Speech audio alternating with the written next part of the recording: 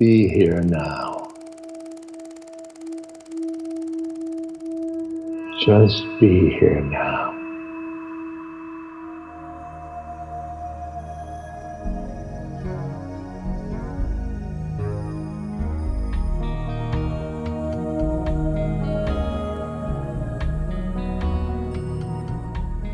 Welcome to the Joseph Goldstein Insight Hour. This podcast is an expression of our shared interest in self-discovery. Join Joseph as he shares his deep knowledge of the path of mindfulness. If you are interested in supporting this podcast, please go to BeHereNowNetwork.com/Joseph.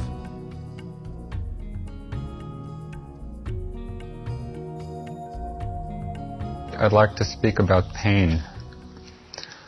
Usually, by the second evening of the retreat, people are quite interested in this topic. Pain is a very important topic to understand.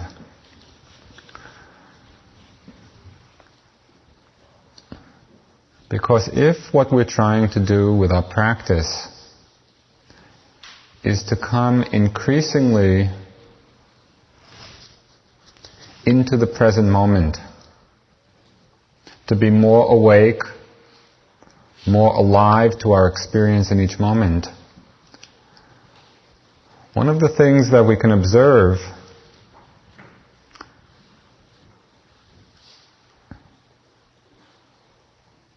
is that it's the way we relate to pain in our conditioned habit pattern of response that very often keeps us out of being in the moment. Because pain or discomfort or unpleasantness is part of being alive, is part of existence, and because we don't like it, when we begin to experience it in our lives, we've created innumerable ways, both gross and subtle, of avoiding feeling that pain. And all those ways of avoidance are exactly the ways which keep us out of being in the moment, of being present. Until we've created such a intricate and elaborate web of avoidance mechanisms that we find it actually very difficult to settle back into the simplicity of the moment's experience.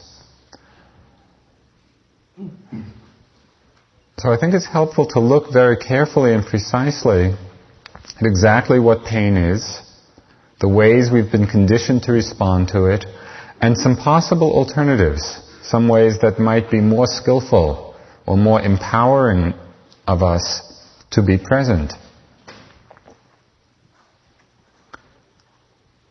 There are different kinds of pain that people experience, and it's helpful to distinguish them because the response is different dependent upon the kind of painful feeling that it is.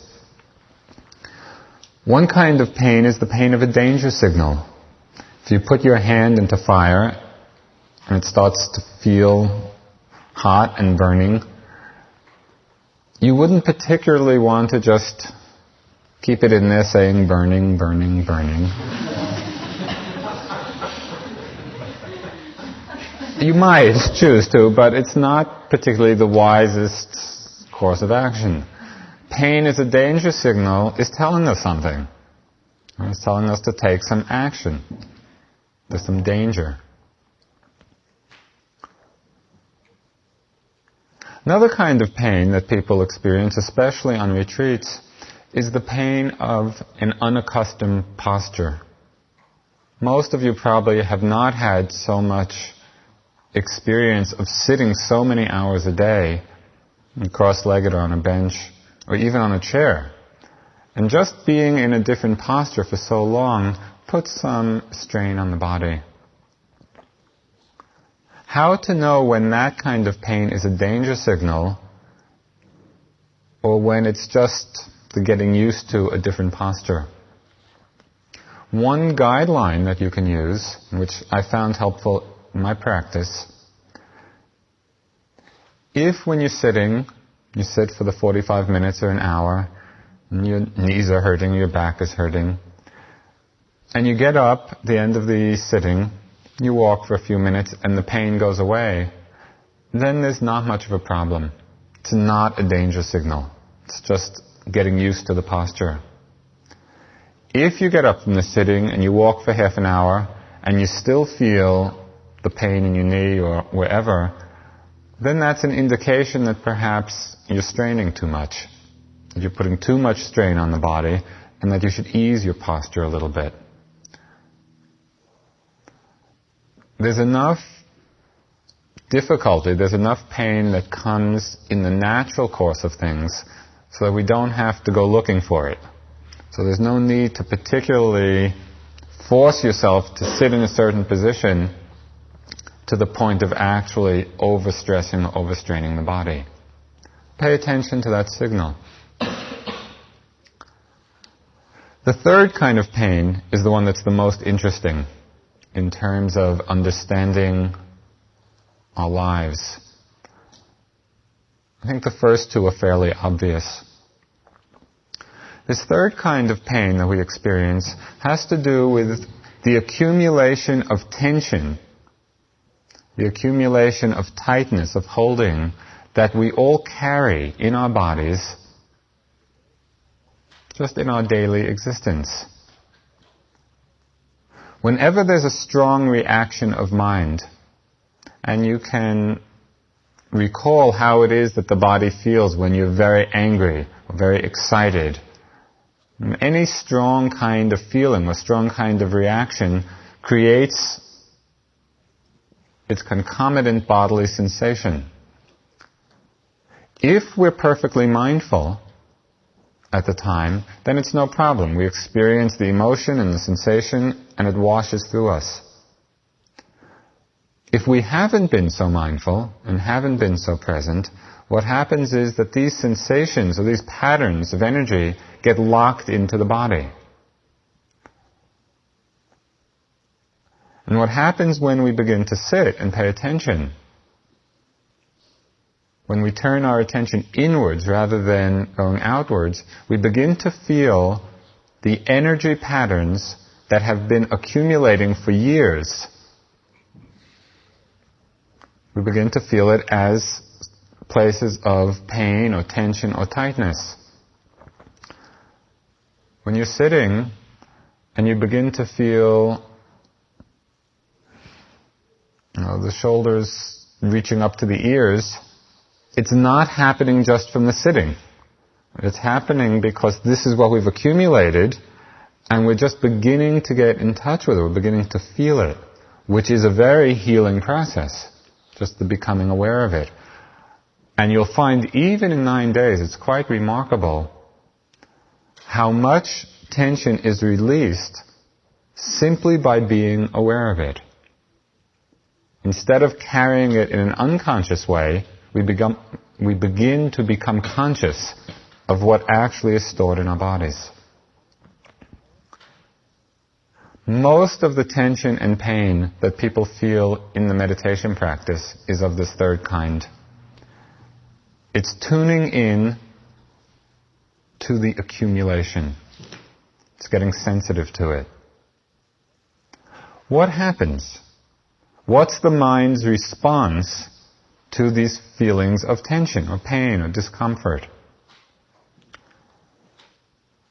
There are a couple of common responses that most of us share.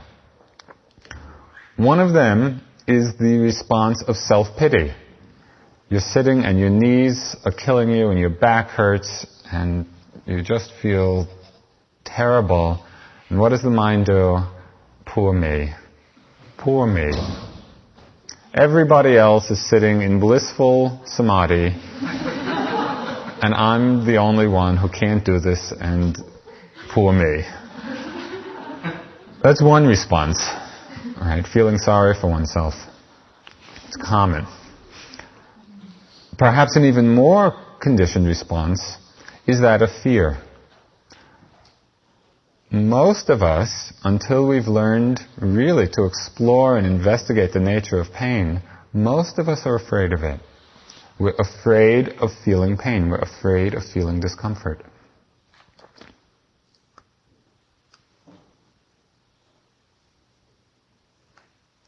What's the problem with these responses? The problem is that they're not helpful. They're not helpful in understanding the pain. They're not helpful in releasing it. What happens when we're afraid? What happens when we're fearful? The body contracts. And it tightens. It pulls back from the experience, from the object.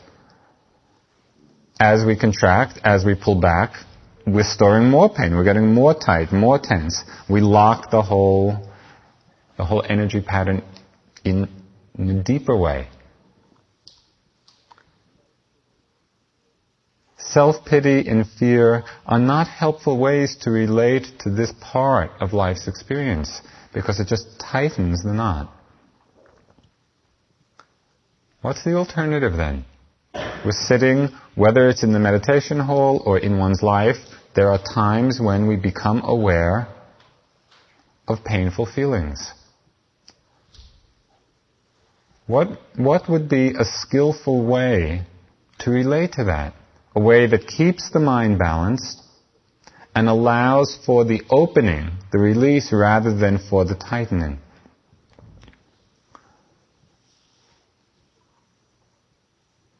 The key element of working with pain is the willingness, and really the courage, to look at it directly. To investigate in a very impeccable way what the nature of that experience is. What is pain? Pain is actually a cover word. Pain is an abstraction for a whole range of different sensations. And in the course of the first couple of days, and it will continue to some extent, you'll get quite familiar with the range of sensations that we call pain. Burning, stabbing, throbbing, pressure, heaviness, pulling, whatever. Puncturing, jabbing. There's a lot. So the first thing to do is to get past the concept, to get past the abstraction, because often what we're most afraid of is the idea. We create this idea of pain, we pull back from the idea, we don't want to feel the pain, but actually as we go underneath the abstraction to the actual experience, we find we do have the ability. We have that capacity of mind to be with the actual sensations that are going on, to be with the burning or the stabbing or the throbbing or the pressure. So to look very carefully, to look past the idea, past the concept, directly and closely to the experience itself.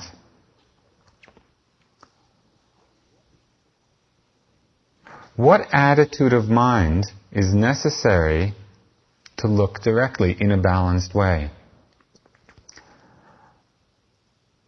There's one which is fundamental not only for dealing with painful feeling, but really is the foundation for the entire practice. And that's the attitude of allowing. Being allowing, being accepting. Often during the sittings I've been reminding you to keep the mind soft. That's what I mean by soft. Soft means that we're allowing ourselves to relax into the experience rather than pulling away from it.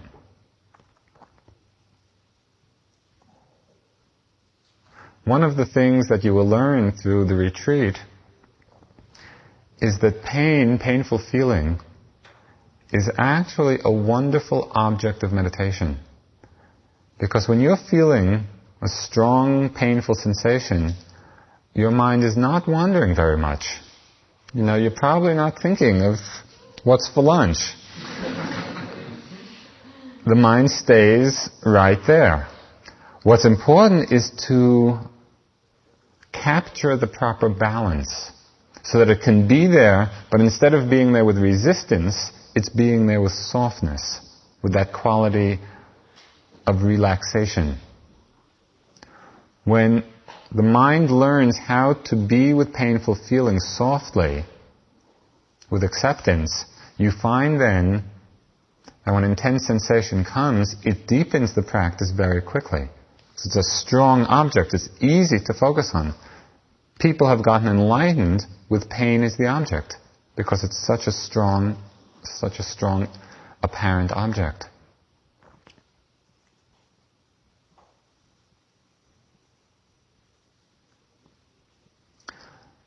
When you are experiencing intense sensations in the body, become mindful of the attitude you have towards them. First check to see whether you're looking directly at what the sensations are, and then check the attitude of the awareness. Is it soft? Is it contracted? Are you relaxing into it, or are you pulling away from it? This is all part of the investigation of how the mind is working. And you'll find that the ability to relax into pain, to soften into the awareness of the sensations, is a tremendously healing energy. It's that softness which creates the space in the system for these energy knots to release. When we're tight and contracted, we don't give ourselves the opportunity to let go of this tension that has been accumulated. Alan mentioned last night a phrase which is very helpful to remember in dealing with pain.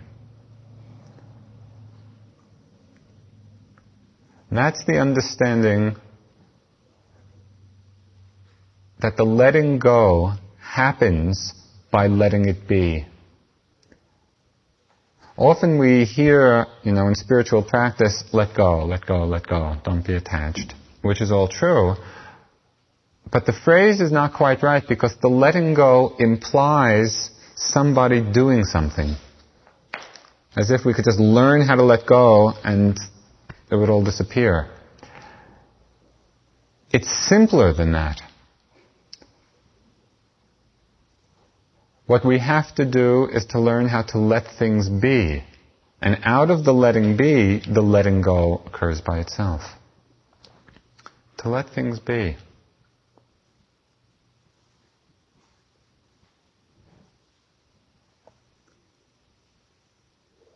How do we not let things be? What are the kinds of resistance that we've created? And it's extremely interesting to watch the deviousness of the mind. Because even in the guise of mindfulness, in the guise of awareness, we can be resisting. I'd like to just point out a few of the ways that the mind resists being with experience. I'm sure you'll discover many more of your own. One way is obvious. It's downright aversion to an experience. I don't like it, go away. And there's a feeling of real pushing away.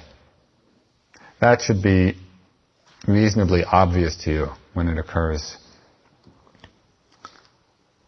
There's another kind of resistance that's a bargain. I'll watch you if you'll go away. Okay, I'll be with you, but you have to leave. That doesn't work because that's not acceptance. That's a bargain.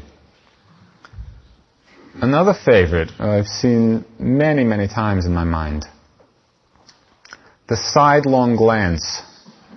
It's like the pain is there, and kind of look at it out of the corner of the eye, hoping that by not kind of really totally recognizing it, it'll just, slide off. That also is not acceptance. That's another kind of resistance. One of the fantastic aspects of the mind is that in this regard, it can't be fooled. The fruit of allowing, the fruit of acceptance, comes from acceptance, not from a pretense of acceptance. And so we have to look very carefully, because sometimes the resistance is very subtle. It can be a subtle anticipation, not even a formal bargain. Just watching it in order for something to happen. Just that in order to, that slight anticipation, that's a kind of pushing at experience. An image which may give you a sense of the quality of mind that's necessary in actually being present. The mind in this sense could be likened to a mirror that simply is reflecting back what comes in front of it.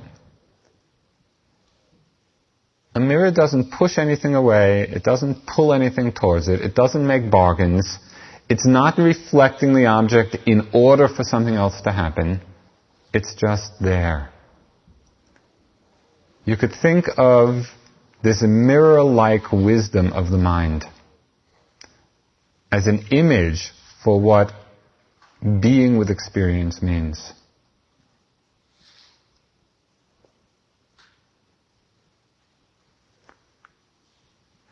Do you see how simple it is? It's not easy, but it's simple. The problem is that our minds have gotten so complicated and so many reactions of attachments and likes and dislikes and aversion and judgment that we get pushed and pulled around with each moment of experience, and we've come so far away from the simplicity of simply being present for what's there.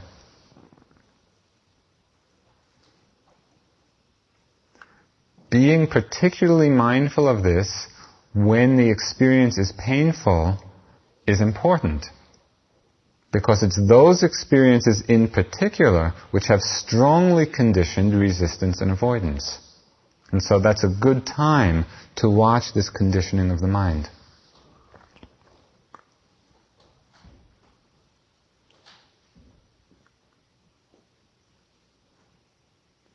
Why should we do it? Why bother doing it? I'm sure you've asked yourself that quite a few times already.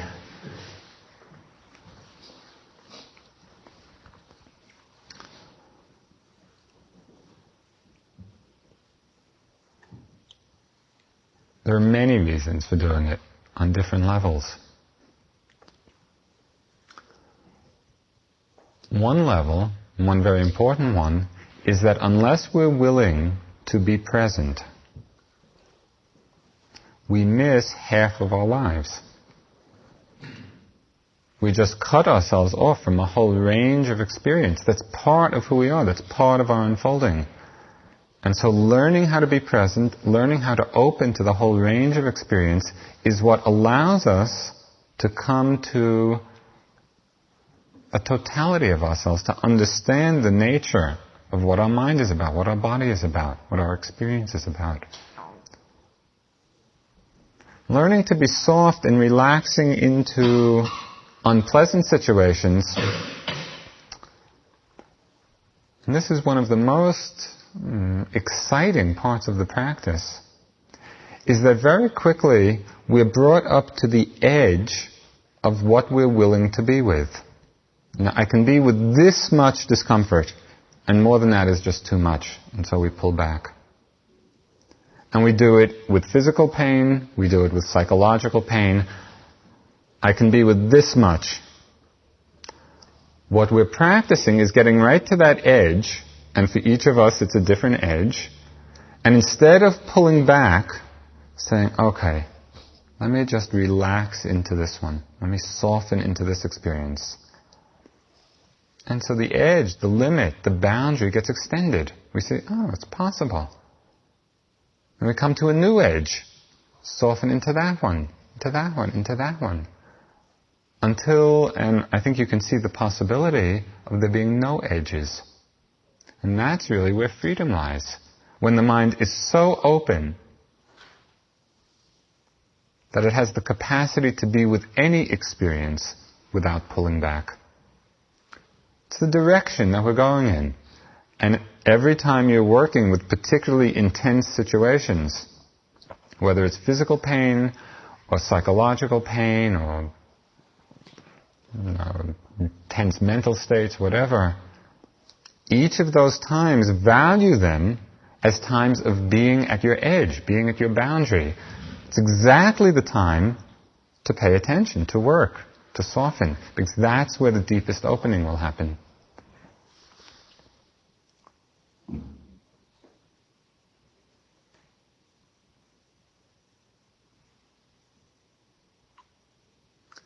Being accepting, being allowing, paying attention to the ways we resist, the bargaining, the half glances, the anticipation, really paying attention to the subtleties of the resistance in the mind, seeing it, coming back to a softness, simply being with what's there.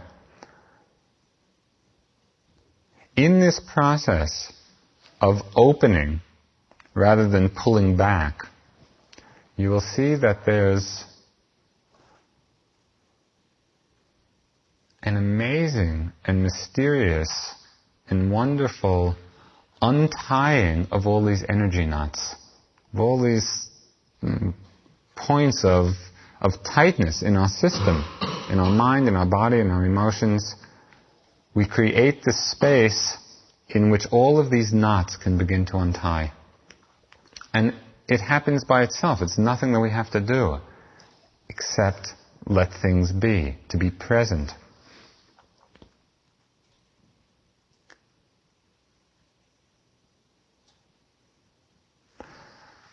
Another interesting conditioning to be aware of in the mind is how desire and fear of discomfort feed into one another. And to illustrate this, I'll tell you a story which happened to me several years ago. I was in England doing a retreat with some Burmese monks at a meditation center. And every morning I would come down for breakfast, and there would be the cereal and toast and fruit and tea. That was the breakfast every morning. So I'd go through the line and take my cereal, 2 pieces of toast and fruit and tea. I'd sit down and eat mindfully. I'd get through the whole thing, but the second piece of toast was extra. Didn't want it. So I put it back. Second day I go down, same breakfast, I go through the line, I take my cereal, 2 pieces of toast, fruit and tea, eat mindfully. The second piece of toast I didn't want, I put back. Third day I go down, same breakfast, I go through the line, take my cereal, 2 pieces of toast, fruit. It took a week. And I saw in my mind what I've come to call the just-in-case syndrome. You know, how we do things just in case later on we may feel some discomfort. And how that fear of the discomfort, the positive, not even the actual discomfort, just the anticipated discomfort, feeds the desire, feeds the reaching out, feeds the grasping. To become mindful of that pattern and to see that we don't have to be so conditioned or so strongly habituated to fear discomfort. We don't have to have our lives driven by that fear or by that avoidance. Sometimes things are pleasant, sometimes they're unpleasant. Fine. That it's okay to be uncomfortable. I like to talk about this a lot because it's something that I've worked on a lot. I've seen how much how strongly the habit pattern is of having the mind reach out for what's comfortable out of fear of some other experience, and how it's not necessary and limiting. It's tremendously limiting. Another kind of experience in this regard,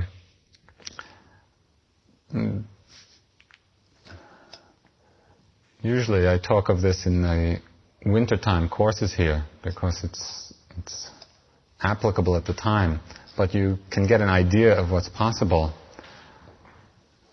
Have you been in situations that are really cold? I mean, if you come to Barrie in the winter, in January or February, it can be Arctic outside. And it's interesting to go out in that kind of climate that's so intense, just bitter, icy cold, and to play with the reaction to that experience.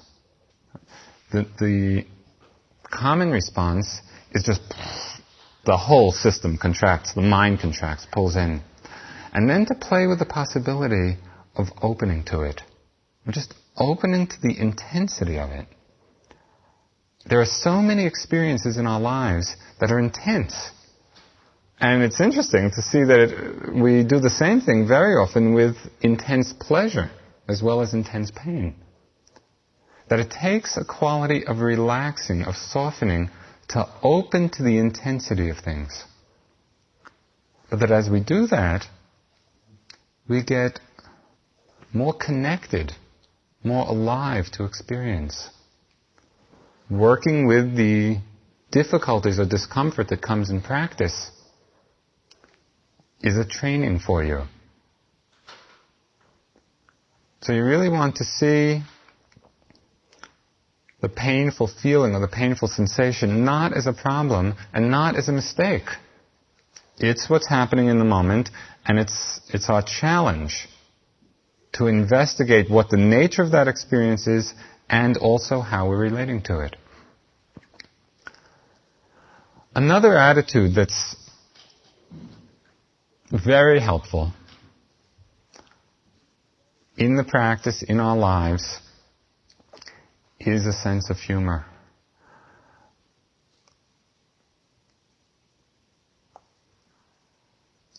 Having that quality, a certain quality of a lightness of mind about things, even when they get intense.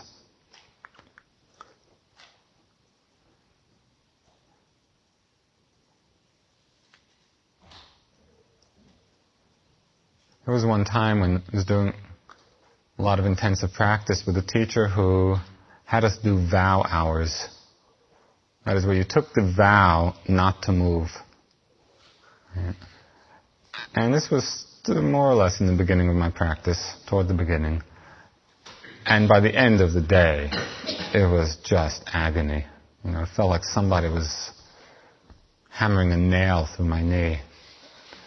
And this teacher had the habit, this particular course, of starting off the sitting, then going off to his room just off the meditation hall. He'd start off the sitting, and then he'd leave and go into his room, and be reading his newspaper and chomping on an apple and having tea, all of which you could hear. And there we were, and I was sitting with this vow not to move, with this excruciating pain.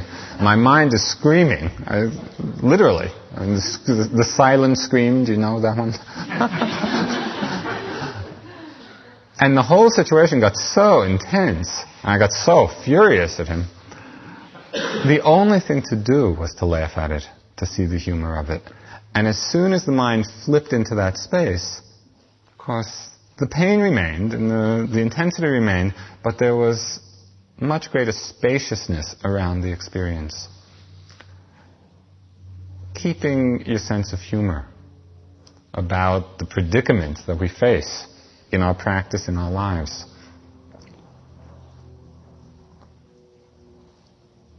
Attention and mindfulness and awareness is a simple thing. It's not complicated. Often as people begin to practice and cultivate it, often there's a sense of too much effort, too much striving, too much struggling. It's that sense of, I'm going to be mindful if it kills me. walking around. And it's to remember that mindfulness is not paranoia. It's not. It's delicate. It's light. You're sitting here now. Can you feel the pressure of your buttocks in the cushion? Is there any problem in that? Is there any struggle? It's just settling back into what's happening. There's no problem, no struggle, no big efforting required. Just being here, being present. You stand, simply stand. You walk, simply walk. Simply being with what's going on. But what that means is that we have to be willing to be with both the pleasant and the neutral and the unpleasant. That's what being present demands of us. That we're willing to take the whole show. But as we learn how to do that, it creates such a sense of ease and simplicity in our lives. Because instead of fighting and struggling and lost in this complicated web of fantasy and judgment and thought and future and on and on and on, we drop back into just being here, just now. It really leads to a wonderful sense and capacity of trust. Trust in the moment, trust in the unfolding,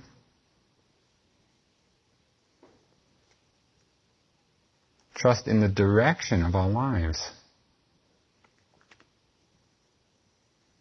Do you have any questions? Yes. There's a very intense level of pain in the body, the upper body, which isn't problematical, but it alternates with some mind states which are more problematical because it's so easy to get caught in the mind states. The mind states are terror and there's a flight, and those are the actual states of mind that are coming up. And the only thing that seems to work is to make an effort. So all of a sudden I'll become aware that I'm really caught in the mind state, I'm really caught in the content. And the only thing that seems to work is to make a real conscious effort to get back into the body and investigate what's going on in the body, which brings all that physical pain back up.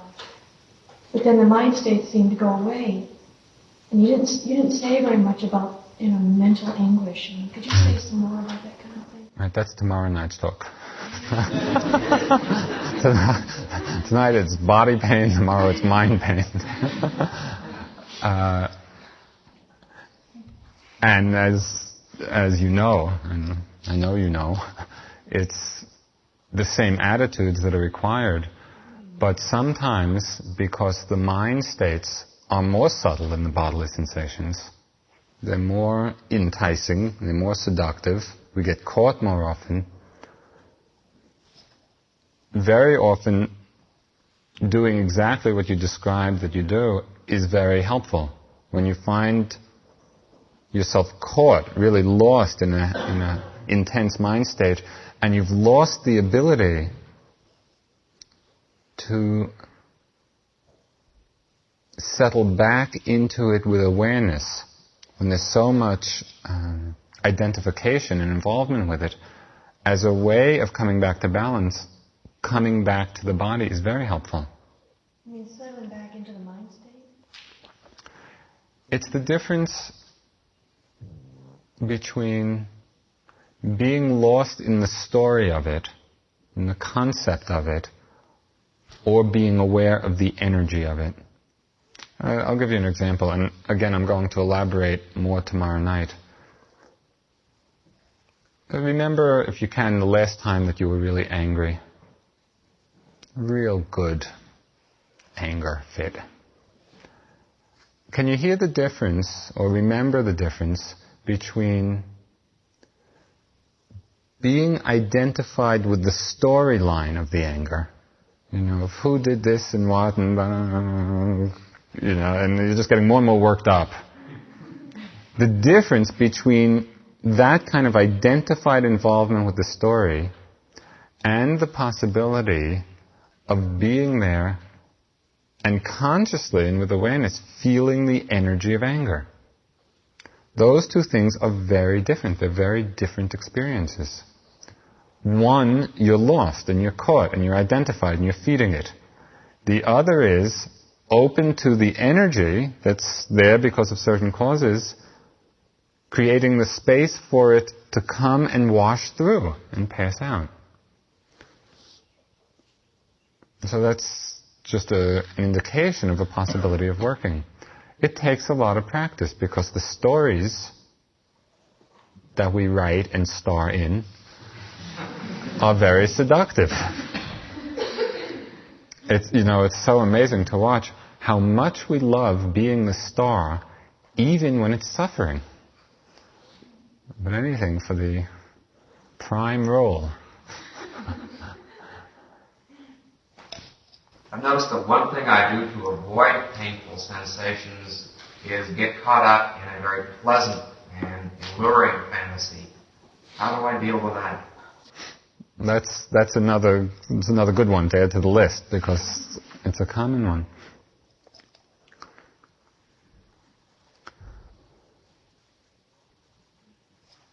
It's very helpful and necessary to learn how to be aware of that pleasant fantasy as close to the beginning as possible. Because then the power of the mindfulness will be strong enough to see that the mind is heading down that path, and you see it, fantasy, and you come back to what's actually happening. To the extent that we don't catch it so quickly and find ourselves really lost in the fantasy, it's that much harder to extricate.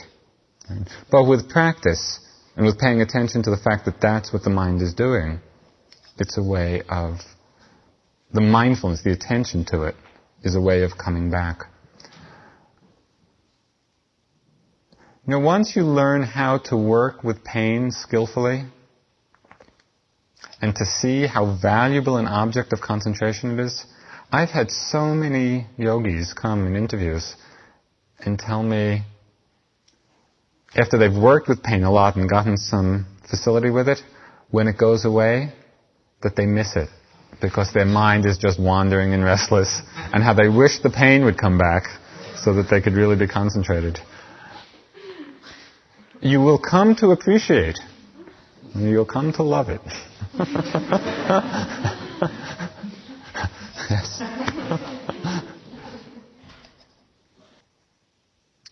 Just in closing, I'd like to remind you again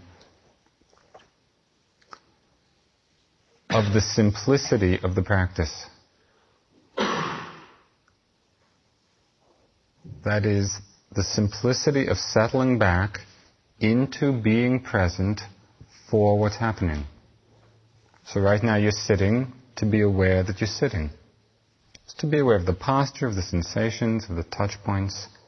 As you stand, simply be aware of standing. No special thing to do. Stay simple with it. Stay delicate. It's just standing and feeling yourself standing. You walk and you feel yourself walking. And just as you go through the rest of the evening and tonight and tomorrow, see if you can keep that quality of the dance light and delicate and soft and precise, so that there's a real caring, there's a caring attitude. You'll see with that quality of mind, with that quality of lightness, the practice progresses in a much, much easier, simpler way.